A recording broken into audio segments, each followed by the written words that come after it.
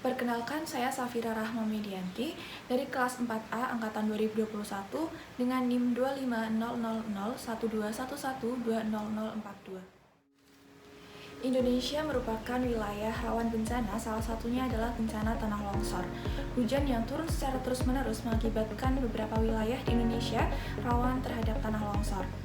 Namun, sebagian dari kita mungkin belum mengetahui tanda-tanda akan terjadinya bencana tersebut dan bagaimana tindakan yang harus kita lakukan untuk mencegah terjadinya bencana tersebut. Yuk kita simak video berikut ini. Tanah longsor merupakan salah satu jenis gerakan massa tanah atau batuan ataupun campuran keduanya yang menuruni atau keluar lereng akibat terganggunya kestabilan tanah atau batuan penyusun lereng. Proses terjadinya tanah longsor diawali ketika air hujan yang turun secara terus-menerus akan meresap ke dalam tanah dan menambah bobot tanah, maka tanah akan menjadi licin dan tanah pelepukan di atasnya akan bergerak mengikuti lereng.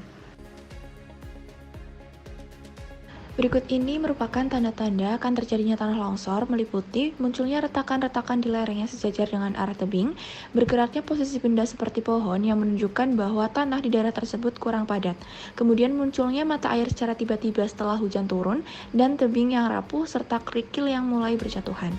Menurut Gunadi, faktor pemicu terjadinya longsor dibagi atas faktor yang bersifat statis dan yang bersifat dinamis.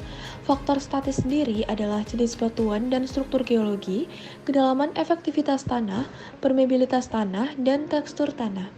Sedangkan faktor dinamisnya adalah kemiringan lereng, curah hujan, dan penggunaan lahan oleh aktivitas manusia seperti pertambangan, pembangunan gedung, dan pembangunan jalan. Tanah longsor dapat menimbulkan dampak terhadap kehidupan manusia dan lingkungan. Dampak terhadap kehidupan manusia meliputi korban jiwa, korban luka, kerusakan infrastruktur publik seperti jalan dan jembatan, kerusakan bangunan, dan menghambat proses aktivitas manusia sehari-hari. Adapun dampak yang ditimbulkan terhadap lingkungan meliputi rusaknya lahan, hilangnya vegetasi penutup lahan, terganggunya keseimbangan ekosistem, dan lahan menjadi kritis sehingga cadangan air di bawah tanah menipis. Nah, itu tadi merupakan faktor penyebab dan dampak terjadinya tanah longsor. Lalu, upaya apa yang dapat kita lakukan untuk mencegah terjadinya bencana tersebut? Upaya-upaya yang dapat dilakukan bisa berupa upaya mitigasi struktural dan mitigasi non-struktural.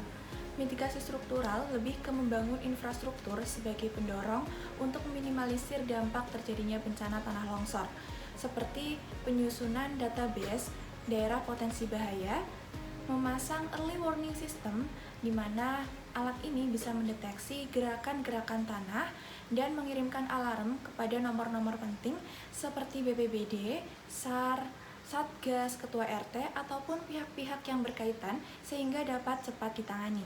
Dan yang terakhir, bisa membangun talut di daerah yang lereng. Upaya mitigasi non-struktural lebih ke meningkatkan kapasitas masyarakat melalui sosialisasi dan edukasi terkait penanggulangan bencana, khususnya bencana tanah longsor. Selain itu, bisa menyebarkan informasi terkait mitigasi bencana tanah longsor melalui media elektronik dan media non-elektronik.